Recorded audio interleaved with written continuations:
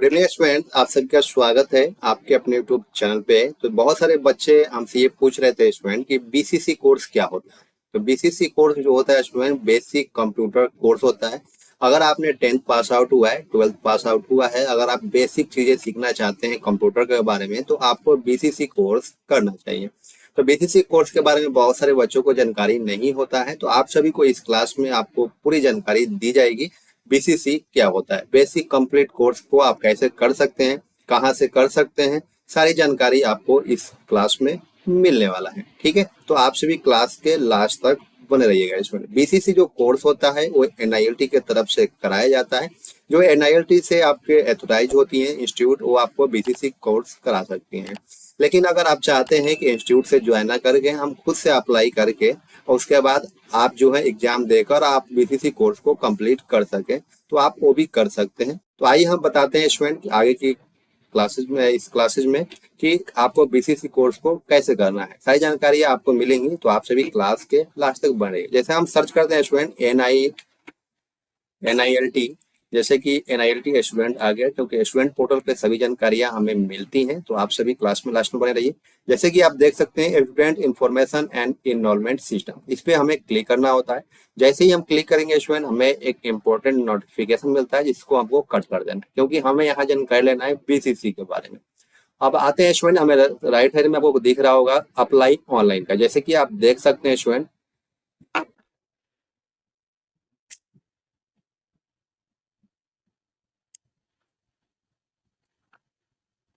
यहाँ पे आपका ऑनलाइन का यहाँ पे शो दिख रहा होगा। जैसे कि हम अप्लाई ऑनलाइन पर क्लिक करेंगे, तो जैसे कि हमें नया इंटरफेस मिलेगा। ठीक है, तो हम लोग ऊपर की तरफ जाएंगे स्टूडेंट, जो कि हम देख सकते हैं आईटी लिटरेसी प्रोग्राम। यहाँ पे हमें जो आईटी लिटरेसी जो प्रोग्राम होता है स्टूडेंट, यहाँ पे कोर्स ऑन कंप्यूटर कॉन्सेप्ट भी कर सकते हैं, यहाँ से अप्लाई आप कर सकते हैं। लेकिन आज की क्लास में हमें सिर्फ जानना है कि बीसीसी कोर्स क्या होता है, बेसिक कंप्यूटर कोर्स। तो इस पे हम क्लिक करेंगे, बेसिक कंप्यूटर कोर्स पे हम क्लिक करेंगे। जैसे ही क्लिक करेंगे स्टूडेंट, हम एक नया पोर्टल इंटरफेस में आ जाते हैं, और यहाँ पे बीसीसी के बारे में सारी जानकारी आपको दी गई है। जैसे कि आप देख सकते हैं कि schedule for submission of examination of DLC through online portal. जैसे कि अगर नवंबर मंथ में अगर आपने अप्लाई कर रहे हैं इस फॉर्म को, तो आपका जो एग्जाम होगा वो जनवरी मंथ में एग्जाम होगा इसमें। ठीक है, जैसे कि आप देख सकते हैं जो 1 नवंबर से लेके 30 नवंबर तक अगर आप एग्जाम को फॉर्म को अप्लाई कर रहे हैं, तो आपका जो एग्जाम होगा वो आपका मंथ ऑफ जनवरी में आपका एग्जाम होगा। ठीक है, जैसे कि आप बात करें इसमें दिसंबर में अगर आप फॉर्म अप्लाई करते हैं 1 दिसंबर से लेकर 31 दिसंबर तक, तो आपका जो एग्जाम होता है वो फरवरी मंथ में आपका एग्जाम होता है इसमें। ठीक है, जनवरी में अगर आप फॉर्म को अप्लाई कर रहे हैं 1 जनवरी से 31 जनवरी के बीच, तो आपका जो एग्जाम होगा वो मार्च मंथ में होगा।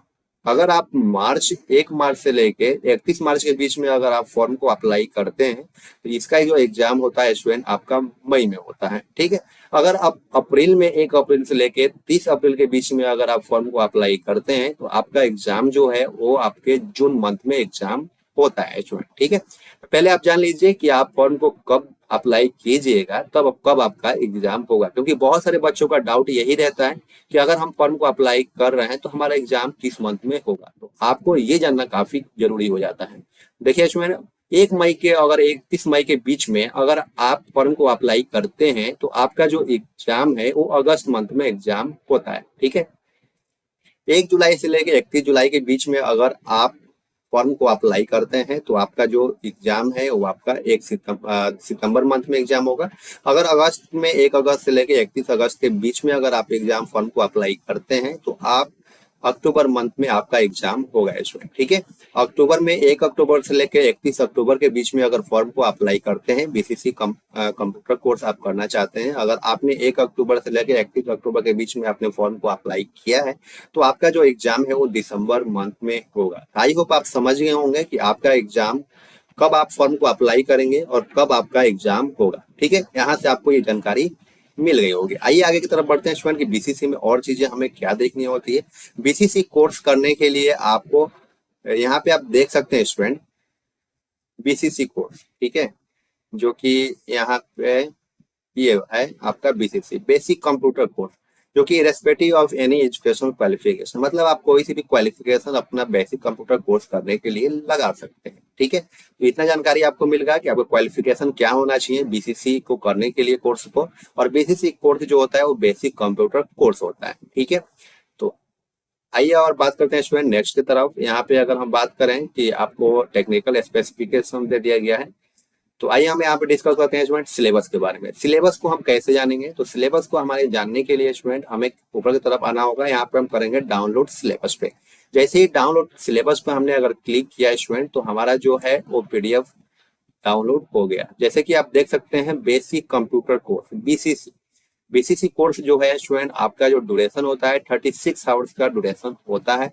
36 आवर्स में आपको बीसीसी कंप्लीट कोर्स करा दिया जाता है। अगर आप थ्योरी अगर पढ़ रहे हैं तो 40 आवर्स आपको पढ़ना होता है और प्रैक्टिकल आपको 22 आवर्स करना होता है। एनआईटी की तरफ से 36 आवर्स का ये कोर्स रखा गया है। ठीक है, एलिजिबिलिटी आपको बता दी गया कि इस कोर्स को करने के लिए कोई भी एलिजिबिलिटी क्राइटेरिया नहीं होता है, आप कोई सी भी क्वालिफिकेशन अपना लगा सकते हैं। बात करते हैं स्टूडेंट सिलेबस की, तो सिलेबस में आपको chapter number 1 introduction to computer पढ़ाया जाता है। इंट्रोडक्शन टू कंप्यूटर में ये सभी जितने भी आपको टॉपिक इसमें दिख रहे हैं सभी चीजें कवर की जाती हैं।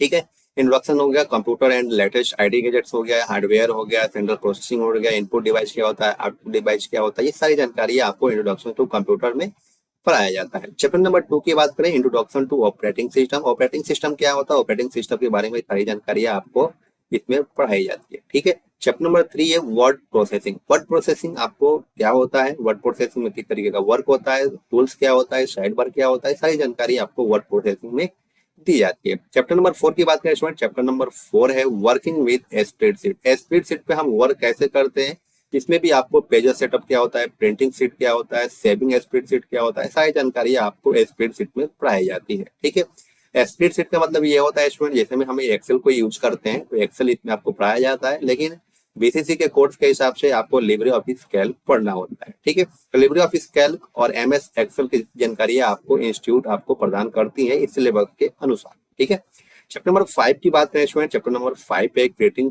प्रेजेंटेशन। प्रेजेंटेशन मतलब होता है लिब्रे ऑफिस इम्प्रेस। इम्प्रेस को अगर हमें कैसे यूज करना है, किस तरीके के सारे उसमें टूल्स होते हैं, कैसे एनिमेशन वर्क करता है, सारी जानकारी आपको चैप्टर नंबर 5 में दी जाती है। ठीक है, चैप्टर नंबर 6 की बात करें स्टूडेंट, चैप्टर नंबर 6 है introduction to network and internet.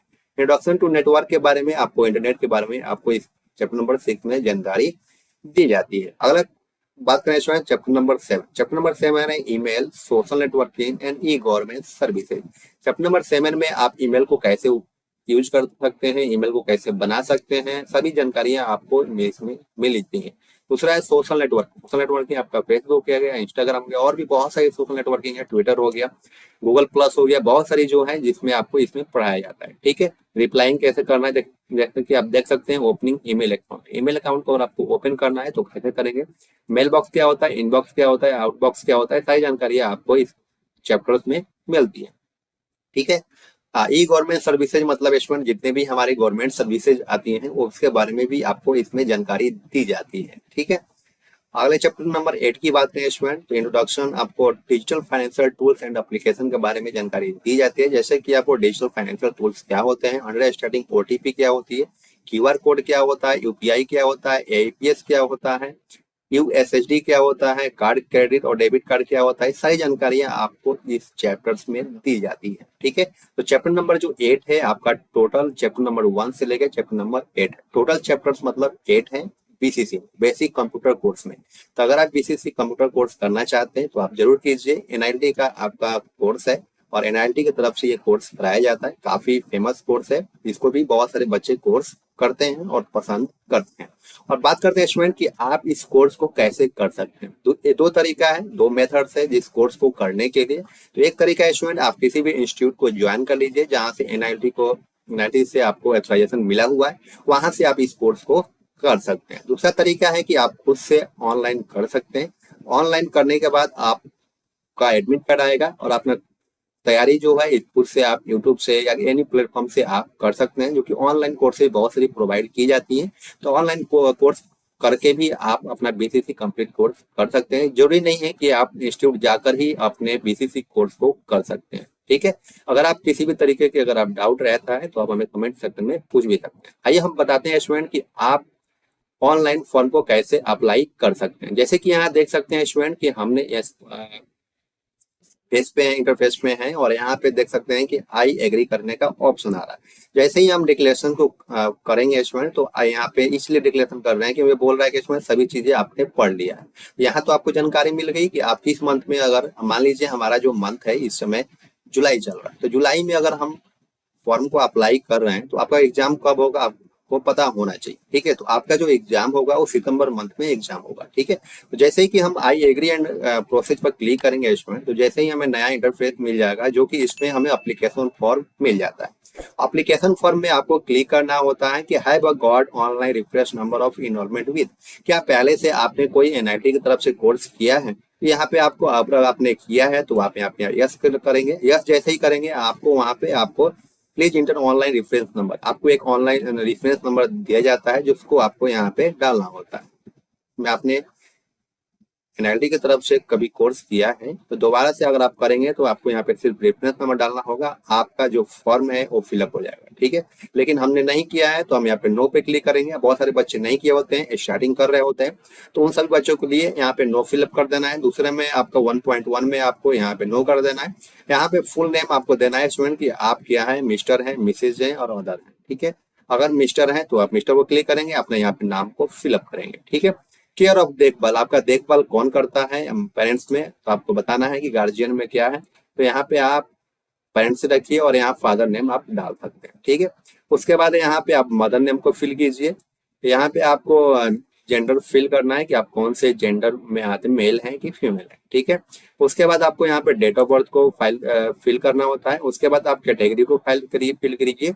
Occupation आपका व्यवसाय क्या है यहाँ को आपको फिल करना है, जैसे में आप गवर्नमेंट एम्प्लॉय हैं या सेल्फ एम्प्लॉयड हैं या अदर हैं। ठीक है, कर लीजिएगा। ठीक है, जैसे उसके बाद आते हैं स्टूडेंट कॉन्टेक्ट डिटेल्स में, आपको यहाँ फोन नंबर डालना है। मोबाइल नंबर जो है यहाँ पे मोबाइल नंबर फाइल को कीजिएगा, यहाँ पे ईमेल को फिल कीजिएगा। उसके बाद यहाँ पे एड्रेस आपको फिल करना है, डिस्ट्रिक्ट कहाँ से आप आते हैं, पिन कोड क्या है, सही जानकारी आपको यहाँ पे बिल्कुल करेक्ट वे में फिल करना होता है। ठीक है, एजुकेशन क्वालिफिकेशन क्या है यहाँ पे आप कर सकते हैं। 10th पास है तो 10th पास, 12th पास है तो 12th पास, ग्रेजुएशन पास है तो ग्रेजुएशन पास को दिखा सकते हैं कि हमने ये यहाँ तक हमने पढ़ाई किया है। ठीक है, उसके बाद एग्जामिनेशन डिटेल्स को फिल करना होता है कि आप कौन से एग्जाम साइकिल करते हैं, तो एवरी मंथ एग्जाम साइकिल को क्लिक करेंगे। यहाँ पे एग्जाम्स नेम का करेंगे सितंबर का, क्योंकि हम जुलाई में फॉर्म को अप्लाई कर रहे हैं। उसके बाद एग्जामिनेशन लोकेशन की बात करें तो एग्जामिनेशन लोकेशन हमारा कहाँ है, या हम फिल कर लेंगे उत्तर प्रदेश, और यहाँ पे फाइल कर लेंगे स्टूडेंट कि हम किस डिस्ट्रिक्ट से आते हैं। ठीक है, दूसरा आपका लोकेशन हो जाएगा यहाँ पे इस तरीके से उत्तर प्रदेश। आपको 2 लोकेशन डिफरेंस मिलता है। देखिए यहाँ पे फी की बात कर रहा है, तो बीसीसी कोर्स करने के लिए जो आप ऑनलाइन पेमेंट करना होता है आपको एप्लीकेशन का, वो 531 रुपया करना होता है। 531 रुपया में आपका बीसीसी जो कोर्स है वो अप्लाई ऑनलाइन हो जाता है। सिर्फ आपको एग्जाम देने जाना होता है। एग्जाम देकर अगर आप पास आउट हो जाते हैं तो आपका बीसीसी कोर्स जो है वो आपका कंप्लीट हो जाता है सिर्फ 531 रुपीज में। अगर आप इंस्टीट्यूट पे जाते हैं तो वहाँ कभी कोई 2000 लेता है, कोई 3000 लेता है, अलग अलग उनकी चार्जेस हैं। वो इंस्टीट्यूट पर डिपेंड करता है कि वो किस लोकेशन पे भी डिपेंड करता है किस लोकेशन पे आपका इंस्टीट्यूट है। ठीक है, यहाँ पे आप अपलोड को फोटो को अपलोड करेंगे, यहाँ पे आप सिग्नेचर को अपलोड करेंगे और यहाँ पे आपको थंब इम्प्रेशन को अपलोड करेंगे। उसके बाद यहाँ पे कैप्चर को फाइल करेंगे, यहाँ पे डिक्लेरेशन को फाइल करेंगे, यहाँ पे सबमिट करेंगे। जैसे ही सबमिट करेंगे इसमें नया इंटरफेस आएगा जो कि आपको पेमेंट गेटवे आएगा, प्रीव्यू आएगा। प्रीव्यू आप चेक कर लीजिएगा कि हमारी कोई फॉर्म में कोई मिस्टेक तो नहीं है। अगर मिस्टेक है तो दोबारा से आप एडिट करके उसको सही कर सकते हैं। उसके बाद आप पेमेंट कीजिए। पेमेंट करने के बाद आपको एक्नॉलेज नंबर मिल जाएगा। आप वहां से आप डायरेक्टली आपको सारी चीजें वहां से प्रोवाइड हो जाएंगे उस फॉर्म में। और उसके बाद आपका एडमिट कार्ड आएगा तो एडमिट कार्ड को डाउनलोड कर लीजिएगा। एडमिट कार्ड को कैसे डाउनलोड करना है वो भी हम आपको नेक्स्ट क्लास में कभी बता देंगे। आई होप आप सभी चीजें बीसीसी कोर्स के बारे में जान गए होंगे कि बीसीसी कोर्स आप कैसे कर सकते हैं, क्या फायदा है, इसके क्या नुकसान है, सारी जानकारी आपको इस क्लास में मिल गई होगी। बीसीसी कोर्स बहुत आप सभी के लिए बेसिक कोर्स होता है, आपको नॉलेज मिल जाती है। तो बीसीसी कोर्स भी काफी इंपॉर्टेंट है, आप कोर्स कर सकते हैं। ठीक है स्टूडेंट, तो आई होप हमने कोशिश किया है कि सभी चीजें बीसीसी कोर्स के बारे में एक ही क्लास में सभी चीजों को डिस्कस करें, ताकि आपको इधर उधर जाने की जरूरत ना पड़े और आपको सभी चीजें एक ही क्लास में मिल जाए और समझ में आ जाए। तो आई होप आप सभी चीज समझ गए होंगे। अगर फिर भी आपको कोई लगता है, कोई डाउट रह जाता है, तो आप हमें व्हाट्सएप पे कांटेक्ट कर सकते हैं, जो कि आपको हम पूरी सहायता करेंगे। तो आज के लिए बस इतना ही, फिर मिलते हैं नेक्स्ट क्लास में। Thank you for watching, bye bye.